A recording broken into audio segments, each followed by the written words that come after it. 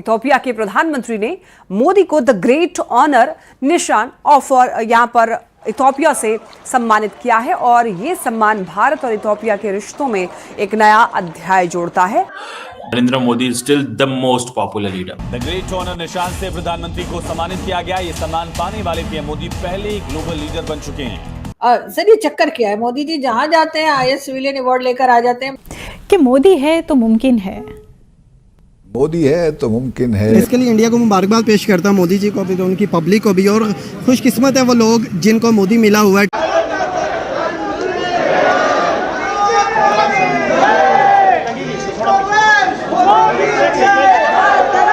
Ethiopia के इस award के साथ ही पीएम मोदी को अब तक दुनिया के अलग अलग देशों से करीब 28 सर्वोच्च नागरिक सम्मान मिल चुके हैं। इमेजिन ऑल दिस, ये सारे के सारे मुस्लिम लीडर्स हैं, इंक्लूडिंग इन इथियोपिया। हालांकि इथियोपिया का population is only 30% Muslim, but the prime minister is also Muslim Ethiopia का।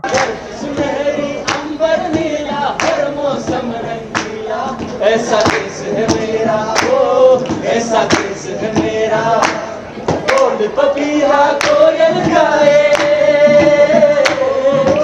बोल पपीहा कोयल गाए, सावन गिर गया ऐसा देश है मेरा। देखिए, this is a recognition of India's rising stature at the international. नाज़रीन, हुकूमत पाकिस्तान से आईएमएफ की विश लिस्ट बढ़ती चली जा रही है। बीबीसी के मुताबिक 18 महीने के दौरान आईएमएफ पाकिस्तान पर कर्ज देने के लिए लगभग 70 के करीब शराइत आयद कर चुका है। देखिए कि आज आईएमएफ के हम उनके आज गुलाम हैं। 3 कंट्रीज का ट्रिप है, 3 दिन लगाएंगे।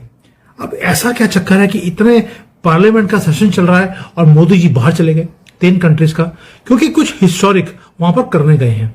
ऑनर निशान ऑफ इथियोपिया के रूप में इस देश का सर्वोच्च सम्मान प्रदान किया गया है। क्या भारत वेस्ट एशिया और जिसको यूएस मिडिल ईस्ट बोलता है उसमें अपना वर्चस्व बढ़ा रहा है, सॉफ्ट पावर बढ़ा रहा है? जैसे उन्होंने एक रेड कारपेट दिया है और कुछ ऐसी चीजें दे दी जो किसी और को नहीं देते। एक तो वो काम है, और मोदी जी ने भी कुछ ऐसा भेज दिया जॉर्डन को और बाकी कंट्रीज को जो जनरली जाकर ओपनली इतना बोलते नहीं है। हेलो फ्रेंड, जय हिंद। हिंदुस्तान स्पेशल न्यूज में आपका स्वागत है। जैसा कि आपने क्लिप में देखा, पीएम नरेंद्र मोदी को इथियोपिया की राजधानी अदिस आबाबा में देश के सर्वोच्च सम्मान ग्रेट ऑनर निशान ऑफ इथियोपिया से सम्मानित किया गया। ये सम्मान उन्हें भारत और इथियोपिया के बीच द्विपक्षीय संबंधों को नई ऊंचाइयां देने और एक वैश्विक राजनेता के रूप में उनके दूरदर्शी नेतृत्व के लिए प्रदान किया गया है। सम्मान स्वीकार करते हुए प्राइम मिनिस्टर मोदी ने कहा, दुनिया की सबसे प्राचीन सभ्यताओं में से एक इथियोपिया से ये सम्मान मिलना उनके लिए बहुत ही गर्व का विषय है। उन्होंने इस सम्मान को भारत और इथियोपिया के बीच वर्षों से संबंधों को मजबूत करने वाले सभी लोगों को समर्पित किया। प्राइम मिनिस्टर मोदी ने कहा कि वो इसे 1.4 अरब भारतीयों की ओर से विनम्रता से स्वीकार करते हैं। भारत और इथियोपिया के बीच हजारों वर्षों से संपर्क, संचार और आदान प्रदान रहा है। भाषाओं और परंपराओं से समृद्ध हमारे दोनों देश विविधता में एकता के प्रतीक है। उन्होंने आगे कहा कि इथियोपिया में अफ्रीकी संघ का मुख्यालय इथियोपिया को अफ्रीकी कूटनीति का मिलन बिंदु बनाता है। एक समावेशी दुनिया की साझा दृष्टि से प्रेरित होकर भारत ने 2023 में ये सुनिश्चित किया कि अफ्रीकी संघ G20 का सदस्य बने। तो चलिए आगे इसी टॉपिक पर वीडियो देखते हैं। अगर चैनल पर नए हैं तो प्लीज चैनल को सब्सक्राइब कर लें और वीडियो को लाइक करके कमेंट में अपनी राय जरूर लिखें। This is a recognition of India's rising stature at the international Committee of Nations। तो भारत का स्टेचर बढ़ता जा रहा है। भारत को लोग अब वो स्थान देने के लिए तैयार हैं जो भारत डिजर्व करता है। पिछले 1000 साल से भारत ने बहुत जिसे समझ लीजिए परेशानियां देखी, ब्लडशेड देखा, और उसके बाद से वो उठ नहीं पा रहा था। अपनी आइडेंटिटी, अपनी छवि को लेकर के भारत बहुत ज़्यादा जिसे कह लीजिए डाउट करने लग गया था। प्लस कुछ भारतीयों ने भी इस डाउट को और बढ़ाने का काम किया।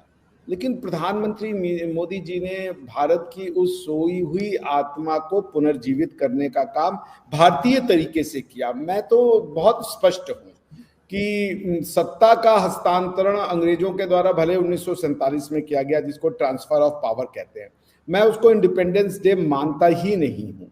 इंडिपेंडेंस इंडिया की तब आएगी जब इंडिया वापस से अपनी जड़ों से जुड़ जाएगा, जब उसकी कल्चरल इंडिपेंडेंस होगी। अभी तो आप भारत को हिंदू राष्ट्र कहिए तो 4 लोग जो है वो धरना प्रदर्शन करने लग जाते हैं, जैसे कि हिंदू राष्ट्र होने में पता नहीं क्या बुराई है, वो समझते भी नहीं हिंदू राष्ट्र क्या है। आप अपनी हिस्ट्री पढ़ाने लगिए तो कहते हैं जी वो कल्चरल सेफ्रनाइजेशन हो रहा है जी। आप इवन पाकिस्तान से पूछते हैं लोग कि भैया आप मुगलों को क्यों मिटा रहे हो, वो पाकिस्तान जो अपनी हिस्ट्री की बुक में से पूरे इंडिया को मिटा के रख दिया, वो हमसे पूछ रहा है जी आप मुगलों को क्यों नहीं पढ़ाते।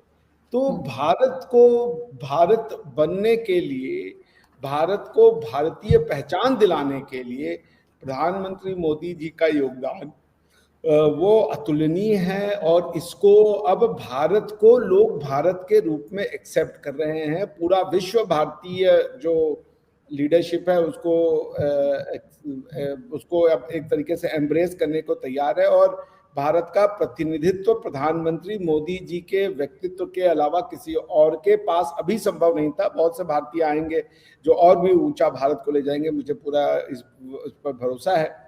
लेकिन आरजू जी, प्रधानमंत्री मोदी जी ने भारत की जो आत्मा है उसको जगाने का काम किया है, भारतीयों में विश्वास लगाने का काम किया है। तो इसलिए ये जो एडवर्टीजमेंट है, बस ये सेंटेंस बहुत ही, ये जो एडवर्टीजमेंट क्षमा कीजिएगा, ये जो उनको हाईएस्ट सिविलियन अवार्ड दिया जाता है ना, वो कहीं जाते हैं तो संस्कृत मंत्रोच्चार होता है, वो कहीं जाते हैं तो उनको भारतीय परिधानों में, वेशभूषा में, भारतीय कल्चर में उनका स्वागत सत्कार किया जाता है। वो कहीं पे जाकर के वेस्टर्नलाइज, मैं वेस्ट को बुरा नहीं कह रहा, वेस्ट भी उतना ही अच्छा है जितना कि हमारा कल्चर है, मैं वेस्ट की बुराई नहीं कर रहा, लेकिन मैं कह रहा हूँ कि प्रधानमंत्री मोदी जी जब जाते हैं तो अब उनको वेस्टर्न होने की जरूरत नहीं है। पहले क्या था कि हमारे लोग वेस्टर्न होने के लिए मरे जा रहे थे, अब वो भारतवर्ष नहीं है। तो ये मैं कहता हूँ कि भारत की जो नैतिक चेतना है, जो आध्यात्मिक चेतना है, उसको जगाने का काम प्रधानमंत्री मोदी ने किया है। मोदी जी चले गए मिडिल ईस्ट में, 3 कंट्रीज का ट्रिप है, 3 दिन लगाएंगे। अब ऐसा क्या चक्कर है कि इतने पार्लियामेंट का सेशन चल रहा है और मोदी जी बाहर चले गए 3 कंट्रीज का? क्योंकि कुछ हिस्टोरिक वहां पर करने गए हैं। आपको मालूम है कि आईमेक के ऊपर हमारा पूरा फोकस है कि इसे पूरा करना ही करना है। अब मोदी जी वहां चले गए और वहां जाकर जो जॉर्डन के किंग ने जो कुछ बोला मोदी जी के लिए, जैसे उन्होंने एक रेड कारपेट दिया है और कुछ ऐसी चीजें दे दी जो किसी और को नहीं देते हैं, एक तो वो काम है। और मोदी जी ने भी कुछ ऐसा भेज दिया जॉर्डन को और बाकी कंट्रीज को जो जनरली जाकर ओपनली इतना बोलते नहीं है। एक तो ये है कि ये जो जियोपॉलिटिकल एक वहां पे जाके काम किया है मोदी जी ने, क्योंकि ये सिंपल विजिट नहीं है, एक डिप्लोमेटिक मिशन है जहां पर एक ऑपरेशन शुरू कर दिया, ऑपरेशन ट्रेजर। और जॉर्डन ने बोल दिया आप ऑपरेशन ट्रेजर के थ्रू आप जो मार्केट से, जैसे अमेरिका है, कनाडा है, इसकी मार्केट को आप एंटर कर सकते हैं। We will help you, you can use us as a bridge. यानी कि यहां से फ्लाइट जाएगी जॉर्डन, जॉर्डन से आगे जाएगी, उसकी बात नहीं कर रहे, ये वो वाला ब्रिज नहीं है, ये ब्रिज है बिजनेस का। और जब मोदी जी वहां पे लैंड करे हैं मिडिल ईस्ट के अंदर पहली बार, वहां पर सिंपल हैंडशेक डील्स नहीं है। ये 50 इयर्स का एक प्लान बना दिया कि कैसे हर दिन हम चाइना की गर्दन को काटेंगे। ये वो वाला काम किया है मोदी जी ने वहां जाकर। और जो डिक्लेरेशन, जो अपनी स्पीच बोली है, आज ट्रंप भी हाथ लगा लगा के देखेगा कि मोदी जी कौन सी मिट्टी से बने हैं, मैं इतने वार करता हूं तो इनके ऊपर कोई असर होता नहीं है। और चाइना भी देखेगा 50 साल की डील, भाई हमने 2 साल 5 साल की डील सुनी है, 50 साल की डील करता कौन है? यानी कि जो भारत की जो प्रॉब्लम्स हैं, मोदी जी प्रॉब्लम्स को जानते हैं। हमारी सबसे बड़ी प्रॉब्लम है कि हमारी पॉपुलेशन बढ़ती जा रही है और मोदी जी ने उसको सिक्योर करने के लिए एक काम किया कि हमारी फूड सिक्योरिटी बहुत ज्यादा इंपॉर्टेंट है। हम फर्टिलाइजर खरीदते थे रशिया से आने बंद हो गए क्योंकि वहां पे युद्ध चल रहा है। दूसरा था चाइना से हम फर्टिलाइजर खरीदते हैं तो चाइना ने भी उसको ब्लॉक कर दिया। मोदी जी ने बोला सिंपल काम, क्यों ना एक ऐसा काम किया जाए कि भारत में ही फर्टिलाइजर बनना शुरू हो जाए। उसके लिए कुछ चीजें चाहिए जिससे हम फर्टिलाइजर यहां पे बना सकते हैं। अब वो इंग्रेडिएंट्स हमारे पास है नहीं, हम कंप्लीटली डिपेंडेंट थे कभी रशिया के ऊपर कभी चाइना के ऊपर। इसलिए मोदी जी ने क्या किया, एक डिसाइसिव काम किया जॉर्डन में जाकर। डील ऑफ द सेंचुरी है ये। और ये अभी इंडियन मीडिया बात नहीं करेगा इसके ऊपर, टाइम ही नहीं है यार हमारी मीडिया के पास। अभी भी वो लगे हैं कि राहुल गांधी जर्मनी में क्या करने गए हैं, बट मैटर नहीं है। अगर हमने अपने बढ़ती हुई पॉपुलेशन को अगर बचाना है तो हमें यहाँ पर फर्टिलाइजर बनाने पड़ेंगे। उसके लिए एक व्हाइट गोल्ड हमें जरूरत थी जो हमारे पास नहीं है। मोदी जी वहां पे कोई मिसाइल या डिफेंस की डील करने नहीं गए। हमें जॉर्डन की जो डेजर्ट्स हैं उसके अंदर व्हाइट ट्रेजर है। ये एग्रीकल्चर जो होते हैं फर्टिलाइजर उसको प्रोड्यूस करने के लिए ये हमें जरूरत पड़ती है इस रॉ मटेरियल की जिसका नाम है पोटाश।